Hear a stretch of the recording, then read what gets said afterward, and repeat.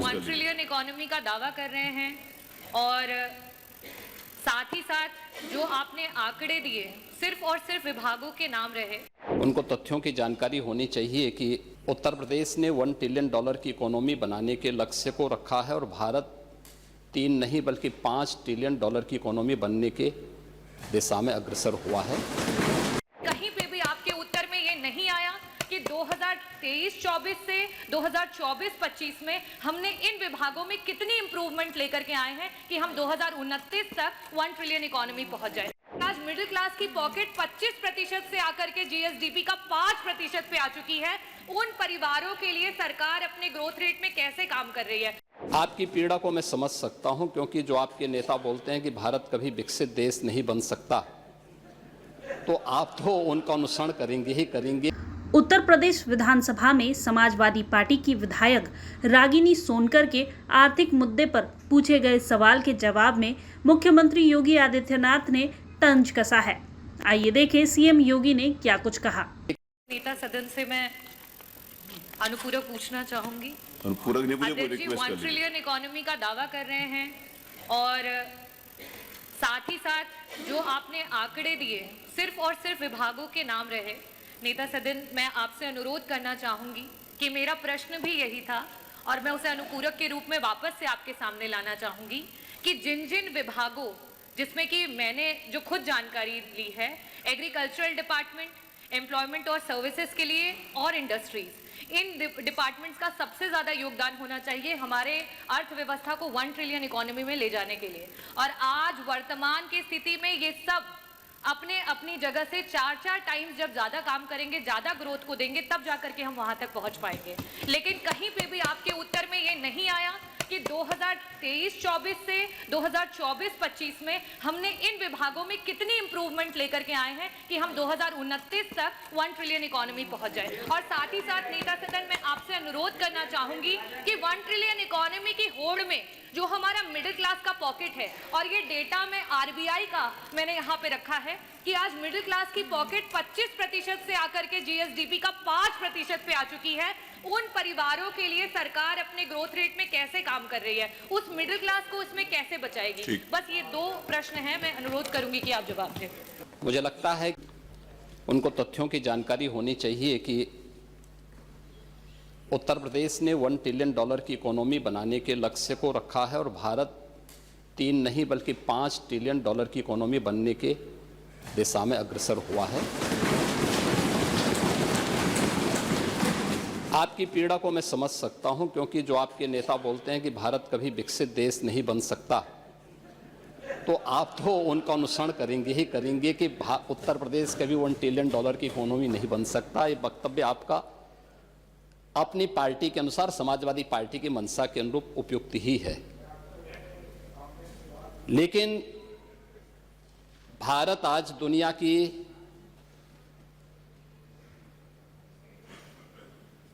पांचवी बड़ी अर्थव्यवस्था बन चुका है और 2027 में भारत $5 ट्रिलियन की इकोनॉमी बनेगा, इसमें कोई संदेह नहीं। और दुनिया का सबसे तेजी के साथ उभरती भी अर्थव्यवस्था के रूप में, सर्वाधिक ग्रोथ रेट के साथ भारत आज दुनिया की एक बड़ी अर्थव्यवस्था के रूप में आगे बढ़ रहा है। और मुझे लगता है कि 140 करोड़ भारतवासियों को इस पर गौरव की अनुभूति होनी चाहिए। हो सकता है कुछ लोगों को इसमें अच्छा नहीं लग रहा हो, क्योंकि जिनका अपना पर्सनल एजेंडा होता है वह देश के विकास को अच्छा नहीं मानेंगे। लेकिन आदरणीय प्रधानमंत्री जी की प्रेरणा से, उनके विजन के अनुरूप उत्तर प्रदेश ने भी $1 ट्रिलियन की इकोनॉमी बनने की दिशा में एक बड़े कार्यक्रम को आगे बढ़ाया है। हमने 2022 से इसके लिए एक व्यवस्थित कार्य योजना को आगे बढ़ाया है और उसके अनुरूप सरकार ने अपने कार्यक्रम को तेजी के साथ 10 सेक्टर में हमने इन कार्यक्रमों को आगे बढ़ाया है। और मुझे लगता है कि आपके जो उत्तर आपको यहाँ से भेजा गया होगा उसमें विस्तृत रूप से दिया गया है कि 10 सेक्टर जो बनाए गए हैं, हर सेक्टर में कोई ना कोई अपर मुख्य सचिव या प्रमुख सचिव स्तर का अधिकारी उसकी नियमित मॉनिटरिंग करता है। मासिक रूप से उस सेक्टर से जुड़े हुए किसी वरिष्ठ मंत्री के द्वारा उसकी समीक्षा की जाती है, उसके कुछ सुनिश्चित पैरामीटर और इंडिकेटर्स तय किए गए हैं, उनको अचीव करने के लिए और सीएम डैशबोर्ड के माध्यम से मासिक रूप से इसकी समीक्षा होती है। हर तीसरे महीने मैं स्वयं भी इसकी समीक्षा करता हूं और मुझे बताते हुए प्रसन्नता है कि पिछले 3 वर्ष के अंदर जो हमने टारगेट तय किए थे, हमने उसको सफलतापूर्वक प्राप्त किया है। इसी का परिणाम है कि जब हमारी सरकार आई थी, 12 लाख करोड़ की उत्तर प्रदेश की जो इकोनॉमी थी, इस वित्तीय वर्ष के अंत में वह 27.5 लाख करोड़ की इकोनॉमी बनकर के उभरेगी। और यह उन स्थितियों में जब हो रहा है जब पूरी दुनिया आर्थिक मंदी के दौर से इस देश दुनिया की वैश्विक महामारी कोरोना के बाद उस दौर से गुजरी थी। मेरा यह मानना है कि जो ग्रोथ रेट उत्तर प्रदेश की है, आज वह देश की सर्वाधिक अच्छी ग्रोथ रेट है। हमने जो 10 सेक्टर बनाए हैं, उस सेक्टर में अवस्थापना और औद्योगिक विकास का एक सेक्टर है, जिसमें अवस्थापना और औद्योगिक विकास का भी है, एमएसएमई भी है, इसके अलावा हथकरघा और वस्त्र उद्योग भी है, आईटी एंड इलेक्ट्रॉनिक्स भी है, सिविल एविएशन भी है, पीडब्ल्यूडी और एनआरआई से संबंधित ये सभी विभाग इस सेक्टर के अंतर्गत रखे गए हैं और जिसकी समीक्षा स्वयं यहां पर एपीसी के स्तर पर होती है। दूसरा सेक्टर है जो कृषि और कृषि से जुड़े हुए जितने भी उसके अन्य सहयोगी संस्थान हैं, ये सभी उसके अधीन लाए गए हैं। उद्यान है, खाद्य प्रसंस्करण है, रेशम विकास है, पशुधन है, डेयरी है, फिशरीज हैं, सिंचाई और जल संसाधन और कोऑपरेटिव को भी इसके साथ जोड़ा गया है। दूसरा सेक्टर ये रखा गया है। तीसरा सेक्टर सामाजिक सुरक्षा से जुड़ा हुआ है, जिसमें समाज कल्याण विभाग से जुड़ा हुआ जितना भी सोशल सेक्टर से जुड़े हुए जितने भी विभाग हैं, उन सबको इसके साथ जोड़ा गया है। चौथा विभाग नगरीय विकास से जुड़ा हुआ है, जिसमें आवास और शहरी विकास का भी है, रोजगार और गरीबी उन्मूलन का भी है, वन, पर्यावरण और जलवायु परिवर्तन से जुड़े हुए क्षेत्र को भी, इन सभी को इस सेक्टर के साथ जोड़ा गया है। और पांचवा ग्राम्य विकास से जुड़ा हुआ है, जिसमें ग्राम्य विकास, पंचायती राज, ग्रामीण अभियंत्रण सेवा, नमामि गंगे और ग्रामीण जलापूर्ति, तार, राजस्व, इन सभी विभागों को इसके साथ जोड़ा गया है। पांचवा विभाग है राजस्व संग्रह से संबंधित, जिसमें राजस्व कर और निबंधन से संबंधित स्टैंप एंड रजिस्ट्रेशन का है, एक्साइज का है, परिवहन का है और भी अन्य जितने भी कर और करेत्तर राजस्व से जुड़े हुए जितने भी विभाग आते हैं, सबको इसके साथ जोड़ा गया है। पांचवा शिक्षा का है, जिसमें हर प्रकार की बेसिक, माध्यमिक, उच्च, टेक्निकल और वोकेशनल एजुकेशन को इसके साथ जोड़ा गया है। स्पोर्ट्स को भी इसके साथ जोड़ा गया है। आठवां जो सेक्टर है वह विविध क्षेत्र में है, गृह विभाग, गृह है, कारागार है, इसमें अन्य जितने भी विभाग आते हैं, इन सब को इसके साथ जोड़ा गया है। नौवां विभाग है चिकित्सा स्वास्थ्य का, जिसमें चिकित्सा स्वास्थ्य का है, परिवार कल्याण का है, मेडिकल एजुकेशन है, आयुष का है, महिला और बाल विकास का है। और 10वां सेक्टर है जो सर्विस सेक्टर है, टूरिज्म का है। इन सभी को इसके साथ जोड़ करके एक व्यवस्थित कार्य योजना को आगे बढ़ाने का कार्य किया गया है।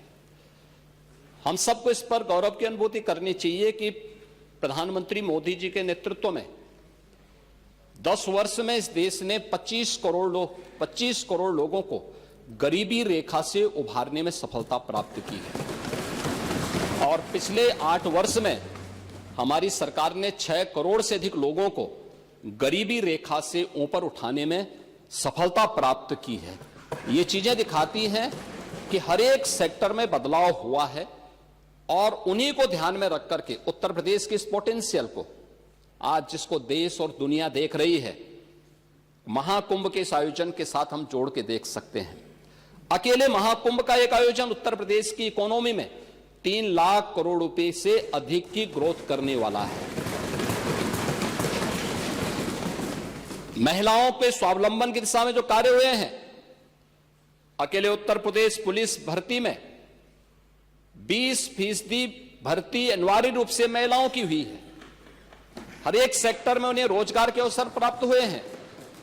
तो ये कहना कि उत्तर प्रदेश कभी इसको अचीव नहीं कर पाएगा, आपकी दुर्भावना हो सकती है, लेकिन सरकार की सद्भावना है कि उत्तर प्रदेश 5 वर्ष में इस टारगेट को अचीव करेगा। और 2029 में जिस उत्तर प्रदेश के इस संसाधनों से भरपूर उत्तर प्रदेश को, प्रकृति और परमात्मा की कृपा से ओतप्रोत इस उत्तर प्रदेश को, जिसको आप लोगों ने, समाजवादी पार्टी की सरकार ने और विपक्षी दलों की सरकार ने देश के बीमारू राज्यों की श्रेणी में खड़ा कर दिया था, देश की 6ठी 7वीं अर्थव्यवस्था के रूप में खड़ा किया था, पिछले 8 वर्ष की डबल इंजन सरकार के प्रयास से दूसरी बड़ी अर्थव्यवस्था बना है। और 29 में उत्तर प्रदेश $1 ट्रिलियन की इकोनॉमी भी बनेगा और देश की सबसे बड़ी अर्थव्यवस्था भी बनेगा। इस बात के लिए मैं पूरे सदन को आश्वस्त करता हूं। यहाँ बता दें कि डॉक्टर रागिनी सोनकर समाजवादी पार्टी की विधायक हैं और मछली शहर से विधानसभा सदस्य चुनी गई हैं। वे सपा नेता कैलाश सोनकर की बेटी हैं। राजनीति में आने से पहले रागिनी एम्स में प्रैक्टिस कर रही थी, लेकिन उन्होंने नौकरी छोड़कर सियासत का रुख किया। विधायक बनने के बाद से ही वो विधानसभा में अपने क्षेत्र के मुद्दे मजबूती से उठाती रही है और उनके भाषण अक्सर सुर्खियां बटोरते हैं। उत्तर प्रदेश विधानसभा में समाजवादी पार्टी की विधायक रागिनी सोनकर के आर्थिक मुद्दे पर पूछे गए सवाल के जवाब में मुख्यमंत्री योगी आदित्यनाथ ने तंज कसा है। आइए देखें सीएम योगी ने क्या कुछ कहा। यहाँ बता दें कि डॉक्टर रागिनी सोनकर समाजवादी पार्टी की विधायक हैं और मछली शहर से विधानसभा सदस्य चुनी गई हैं। वे सपा नेता कैलाश सोनकर की बेटी हैं। राजनीति में आने से पहले रागिनी एम्स में प्रैक्टिस कर रही थी, लेकिन उन्होंने नौकरी छोड़कर सियासत का रुख किया। विधायक बनने के बाद से ही वो विधानसभा में अपने क्षेत्र के मुद्दे मजबूती से उठाती रही है और उनके भाषण अक्सर सुर्खियां बटोरते हैं। प्रभातखबर.com, विश्वास वही, रफ्तार नहीं।